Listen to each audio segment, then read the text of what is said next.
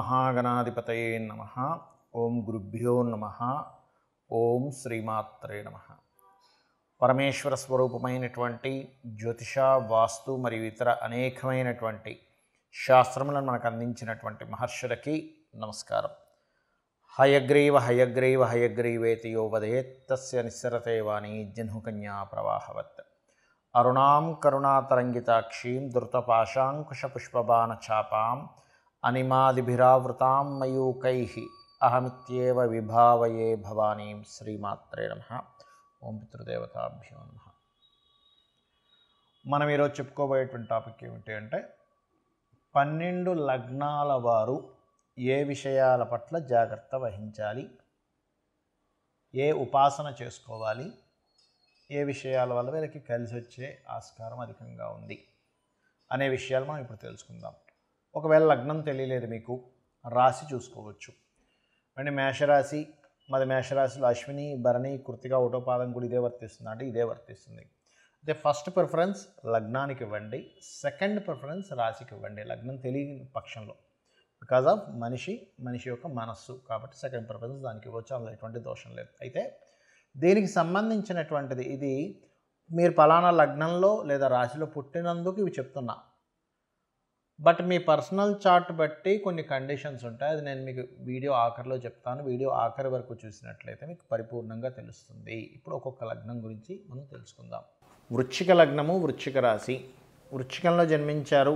ఉదాహరణకి మీకు వృశ్చికంలో జన్మించినట్లయితే ఈ వృశ్చిక రాశిలో ప్రధానంగా ఉండేటువంటి నక్షత్రాలు, లగ్నం తెలిస్తే లగ్నం, లేదంటే నక్షత్రమే తెలుసు అని అనుకుంటే కనుక మీరు చేయవలసింది ఏమిటి అంటే, ఇక్కడ వృశ్చికంలో ఏముంటాయి నక్షత్రాలు? విశాఖ 4వ పాదము, అదేవిధంగా అనురాధ నక్షత్రము, జ్యేష్ఠ. విశాఖ వారు దత్తుడిని దత్తనామస్మరణతో నిద్రలేచి కాసేపు ధ్యానం చేసుకోండి. అనురాధ వారు శివుణ్ణి మరియు అదేవిధంగా లేదా వెంకటేశ్వర స్వామిని కూడా ఆరాధన చేసుకోవచ్చు. లేదా ఆశ్లేష నక్షత్రం వాళ్ళు విష్ణువుని ధ్యానం చేసుకుంటూ నిద్రలేచి కాసేపు ధ్యానంలో కూర్చున్నట్లయితే మీ మైండ్ కంట్రోల్లో ఉంటుంది. ఎందుకంటే సర్వసాధారణంగానే వృశ్చిక రాశిలో చంద్రుడు నీచపడతాడు కాబట్టి కొంచెం మెంటల్గా ఎక్కువ డిస్టర్బ్ అవుతుంటారు కూడా సహజంగా. వీళ్ళు అంటే చిన్న చిన్న విషయాలకి ఎమోషన్స్ అవ్వడం, ఎక్కువ ప్రేమలు పెంచుకోవడం, వాళ్ళు ఏదో మళ్ళీ ఇబ్బంది పెట్టారని వీళ్ళు అయ్యో మోసపోయామని ఫీల్ రావడం, ఇవి జరుగుతుంటాయి. ఎప్పుడైతే మీ మైండ్ కంట్రోల్లో ఉంటుందో ఇటువంటి వాటికి మీరు వెళ్ళి ఇబ్బంది పడకుండా ఉంటారు, ఇది గుర్తుపెట్టుకోండి. రైట్. అయితే ఇక్కడ మీరు ఏ కర్మకి బద్ధులవుతారు పర్టికులర్గా చూసుకుంటే, మీకు తెలియకుండానే ఎవరైనా పలానా దాంట్లో షేర్ మార్కెట్ అనుకోనివ్వండి, లేకపోతే ఇంకేదైనా బిజినెస్ అనుకోనివ్వండి, నీ మార్కెటింగ్ రిలేటెడ్ సంబంధించిన వాటిలో ఎంటర్ అవ్వడం ద్వారా మీరు ఇబ్బంది పడతారు. అంటే మీకు అది ఎంతవరకు తెలుసు, ఆ బిజినెస్ ఎంతవరకు మీరు చేయగలరు, ఇది ఎంతవరకు మనకు కనెక్ట్ అవుతుంది అనేటువంటి పరిపూర్ణమైనటువంటి క్యాలిక్యులేషన్ చేసుకుంటే మీరు ఆ కర్మకి వెళ్ళి కనెక్ట్ అవ్వరు, గుర్తుపెట్టుకోండి. అంటే ఇక్కడ ఏమవుతుందంటే మనం చేసేటువంటి పనులు కర్మతో సంబంధం కలిగి ఉంటాయి. అలా ఇంట్లో కూర్చొని ఏ పని చేయకూడదని కాదు, ఏవి చేయాలి ఏవి చేయకూడదు అనేటువంటిది ఇక్కడ చూసుకుంటే కనుక. అలాగే మరొక విషయం ఏంటంటే, ఇక్కడ ఈ విషయాల్లో జాగ్రత్తగా ఉండగలిగితే మీకు సర్వసాధారణంగానే దైవ అనుగ్రహంతో ధనయోగం ఇన్బిల్ట్గా ఉంటుంది. అంటే ఏమిటి? వాటి వల్ల అండి సంతానం ద్వారా, అంటే సంతానం కలిగినప్పటి నుంచి ఫైనాన్షియల్గా గ్రోత్ రావడం, ఏదైనా టీచింగ్ ఆర్ ట్రైనింగ్ రిలేటెడ్ వాటి మూలంగా మీకు ధనయోగం ఏర్పడడం. అంటే వీటి మూలంగా ఒకవేళ ఉదాహరణకి సంతానం ద్వారా అంటే ఎలా అంటే చెప్తాను చూడండి. ఒక పిల్లడు వచ్చి అన్నాడు తండ్రితో, నాన్న మనం ఒక బిజినెస్ పెడదాం, మీరు కూడా రాండి, ఇందులో మీరు ఇన్వాల్వ్ అయ్యి మీరు చూసుకోండి అంటే ఇమ్మీడియట్లీ వెళ్ళండి. ఎందుకంటే ఇక్కడ 5-2 కాంబినేషన్లో జన్మించారు మీరు. సో 5-2 కాంబినేషన్ ఈ రిజల్ట్ ఇస్తుంది. అలాగే మరొక విషయం ఏంటంటే, ఇక్కడ ఆఫ్టర్ మ్యారేజ్ తర్వాత విదేశాలకు వెళ్ళే అవకాశం వస్తే కూడా వెళ్ళండి. ఎందుకంటే అది మీకు ఒక యోగాన్ని ఇస్తుంది మీ జన్మజాతకంలో కనుక విదేశీ యోగం ఉన్నట్లయితే. అలాగే ఏదైనా గవర్నమెంట్ రిలేటెడ్ సంబంధించినవి ఏమాత్రం స్కోప్ ఉన్న ట్రై ఎక్కువగా చేయండి. బికాజ్ ఆఫ్ 10th లార్డ్షిప్ మీకు రవి అయ్యాడు కాబట్టి. ఇలా జన్మజాతకంలో స్థిరంగా మనకు అసలు ఏ యోగం ఉంది, మనం దేన్ని ట్రై చేయాలి, దేని మూలంగా మనం అద్భుతాలు సృష్టించగలుగుతాం మన లైఫ్లో అని తెలుసుకోగలుగుతూ మీరు ఎక్కువగా పెసలు దానంగా ఇస్తూ ఉన్నట్లయితే ఈ కర్మ నుంచి బయటపడగలుగుతారు. అలాగే ఈ వృశ్చికంలో జన్మించామంటేనే కొంత తెలియకుండానే సెల్ఫ్ కాంపిటీషన్ ఉంటుంది. అంటే కాంపిటీషన్ లక్షణాలు సహజంగానే ఉంటాయి వృశ్చికం వారికి, బికాజ్ ఆఫ్ 1 and 6 లగ్న కాబట్టి. ఇక్కడ మీరు ఎప్పుడైతే ఈ పెసలు దానంగా ఇస్తూ విష్ణు సహస్రనామాలు వినడం అది చేస్తున్నారో ఈ యొక్క కర్మ నుంచి బయటపడడం జరుగుతుంది.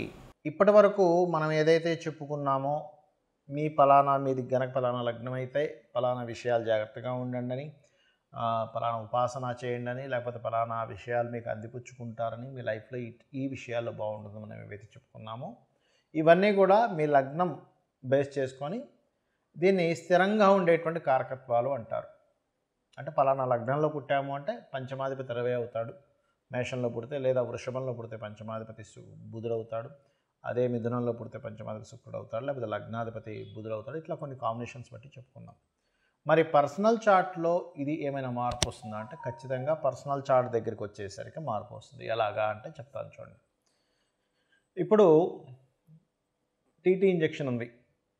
టీటీ ఇంజెక్షన్ ఏదైనా సెప్టిక్ అయితే వేస్తారు. ఇప్పుడు ఆ ఇంజెక్షన్ అందరికీ పడదు, కొంతమందికి టెస్ట్ చేస్తారు, మీరు కొంచెంసేపు కూర్చోండి. ఎందుకండి అది అందరికీ వాడడానికే కదా అంటే కొంతమందికి స్పెసిఫిక్గా కొన్ని పడవు. కొన్ని ఫుడ్స్ కావచ్చు, కొన్ని మెడిసిన్స్ కావచ్చు, కొన్ని వాతావరణాలు కావచ్చు, కొంత నీరు కూడా. ఒక్కోసారి చూడండి, నేను వేరే దగ్గరికి వెళ్ళానండి, అక్కడ వాటర్ నాకు పడలేదండి అంటాం, అక్కడ గాలి నాకు పడలేదండి అంటాం, ఆ ఫుడ్ నాకు పడలేదండి అంటాం. ఎందుకంటామండి? మరి మిగతా 100 మంది బాగానే ఉన్నారుగా, నీకు ఒక్కడికి ఎందుకు ఇలా అయిందంటే బికాజ్ ఆఫ్ ఎవరి శరీర తత్వాన్ని బట్టి వారికి ఎలా అయితే కొన్ని విషయాలు బాగా పడతాయి, కొంతమందికి బాగా పడవు. అదేవిధంగా సబ్జెక్ట్స్ కూడా చూడండి, 40 మంది పిల్లల్ని కూర్చోబెట్టి టీచర్ చెప్తే అందులో ఒకరికి అద్భుతంగా అర్థమవుతుంది, కొంతమందికి అసలు సబ్జెక్ట్ అర్థం కాదు. ఎందుకు?